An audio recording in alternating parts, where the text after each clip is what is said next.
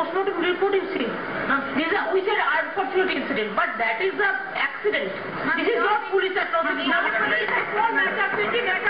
সম্প্রতি যেন লাশ কাটা ঘরে আছি, তবুও আশার অবিচল পরমাণু। শাহবাগের ভোর স্মৃতিতে ৭১, নব ইতিহাসে সাক্ষী রইল প্রজন্ম চত্বর। পুরনো জঞ্জাল হাল ছিল না, মায়ের কথা কেউ কেউ বলে যায়, করবে না গান কোন অন্যায় সন্ধি, করবে না গান কোন অন্যায় সন্ধি। গন্ডামি এই দেখো ছবি, লাল রঙে ছবিটার প্রেম, ভোটে হেরে গিয়েও সে খেলা। SFIR CPIM এরা নেয় ছাপেদের নাম, ছাপেছে গেভারার ছবি।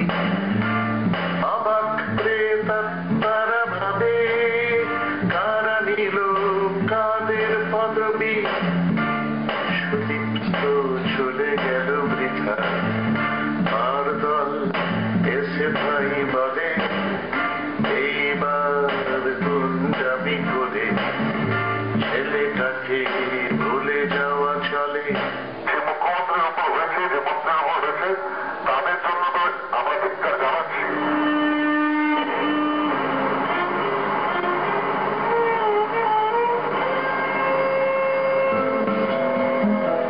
সুদীপ্ত নেই বেহালা আছে, ঝড় টেনে যায় বাপের কান্না।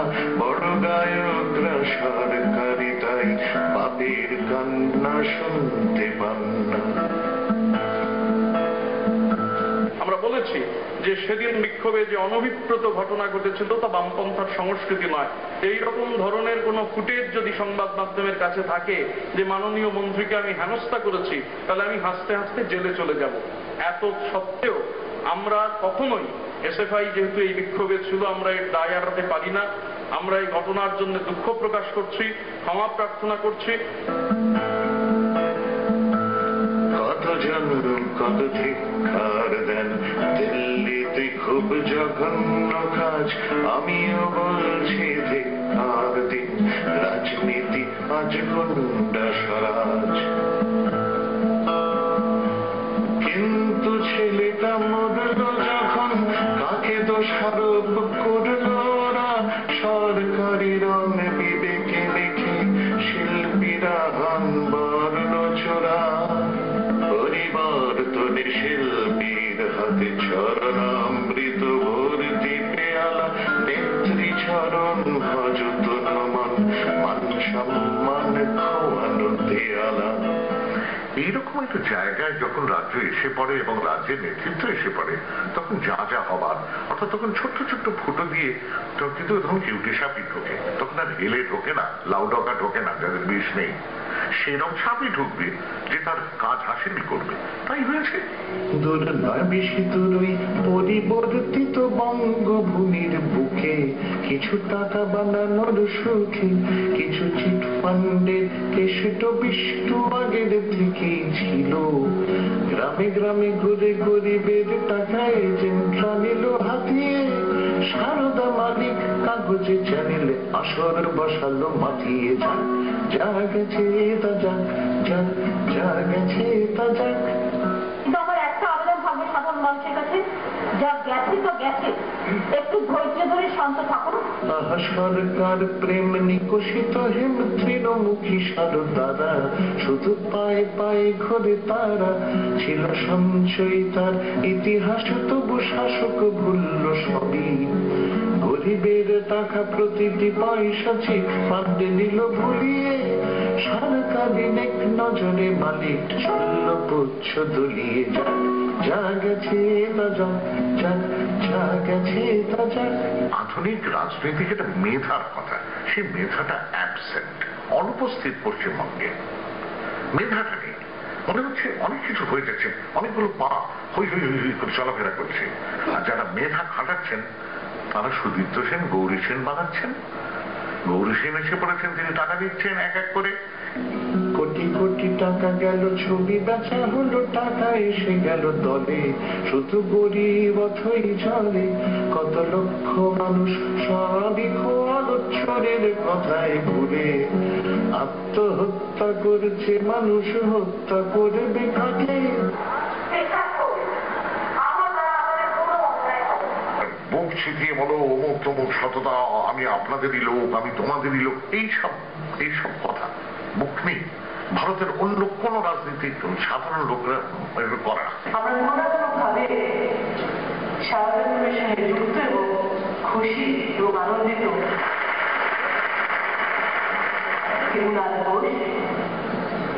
যিনি আপনাদের এতগুলো মানুষকে নেতৃত্ব দিয়ে কাজ করছেন। মহানেতাও এখন সলিলপন্থী কবির সমান ঘেঁষা, তাই দিচ্ছেন সান্ত্বনা তিনি প্রজাদের দিকে তাকিয়ে। যা গেছে তা গেছে, রাজনীতি থাক, দলের আসর জাগিয়ে যা, যা গেছে তা যা, যা গেছে তা যা। নিশ্চয়ই জানেন, আমার ধারণা সরকার প্রধান অবশ্যই জানতেন, তার সচিবরাও জানতেন, সবাই জানতেন। এবার জেনে শুনে জিজ্ঞেস করেছি, এই প্যাটার্নটা, এই শিফটটা শুধু কিন্তু পশ্চিমবঙ্গে হয়েছে ভাবলে কিন্তু ভুল হবে, কিন্তু পশ্চিমবঙ্গে বড় গ্লেয়ারিংলি হলো। তার কারণ মায়াবতীজি বা আজকের মুলায়ম সিং সাহেব বা নীতিশ কুমার আর যাই করুন, কথায় কথায় রবীন্দ্রনাথ নজরুল আওড়ান না। তোমারই রবীন্দ্রনাথ এখন ভয়েতে অস্থির, যাদের ন্যূনতম ব্যাকগ্রাউন্ড নেই, তারা লক্ষ লক্ষ টাকা কামিয়েছে, আর আমাদের মাননীয় নেত্রী কিছু জানতেন না। এটা হতে পারে না, তার লোকেরাই তো করছে। গভর্নমেন্ট এতটাই মানুষের জন্য দায়বদ্ধ যে গভর্নমেন্টের নিজের টাকা থেকে আমরা 500 কোটি টাকার একটা রিলিফ ফান্ড আমরা তৈরি করছি। আমরা 10% যেটার উপর ট্যাক্স বসাবো, এতে আমি কিছুটা টাকা পাবো। কিছু হবে না, একটু সিটের দাম বাড়বে, আপনার এটা বেশি করে সিটের কম, তার টাকাটা আমার তাড়াতাড়ি উঠে আসবে। যত গরিব মানুষ বলবে পালাই পালাই, সুদীপ্ত সেন যেন আমি ক্ষীরার বালাই, চল শুল্ক বাড়াই, ভুলে যুক্তির বালাই, নিয়ে লোকের টাকা হবে চুরি ঝালাই। গণতন্ত্র বাংলায় চিটিং ফান্ডের জামাই, জনপ্রতিনিধি করে দে দরখামাই, চল সিগারেট খাই, চল শুল্ক বাড়াই, চল কাগজ বানাই, টিভি চ্যানেল বানাই। ভাবতে অবাক লাগে যে এই বামফ্রন্ট আমলে প্রতিটি ব্যাপারে drop of the hat Mamata Debi বেশ করতেন, ঠিক করেছিলেন, সিবিআই তদন্ত চাইতেন। কোথায় গেল আজকে সেই মানসিকতাটা নেই কেন? আমার কাবাডে, আমার আলমারিতে যদি কঙ্কাল লুকোনো থাকে, আমি যদি সেটা জানি, তাহলে আমার মুশকিল, তাই না? আসলটা খুঁজতে যাবো, যার বুঝতে পারেননি নেতা। এক সময় উত্তরবঙ্গে গিয়ে মমতা দেবী একটা বক্তৃতা করতে করতে বলেছিলেন, এই আগে যে সরকার থা ও রাজ্য কা 12টা বাজা কে চলা গিয়া। কথাটা খুব ভুল বলেননি, যেটুকু বাকি যেটুকু থা সেটুকু আমরা সম্পন্ন কর দিয়া। হাল ছেড়ো না বরং কণ্ঠ ছাড়ো জোরে, দেখা হবে তোমায় আমায় অস্থিরায় অভিমান, ঝগড়া পুষে তোমাকে চাই, তোমাকে চাই, তোমাকে চাই, তোমাকে চাই, আমি তোমাকে চাই।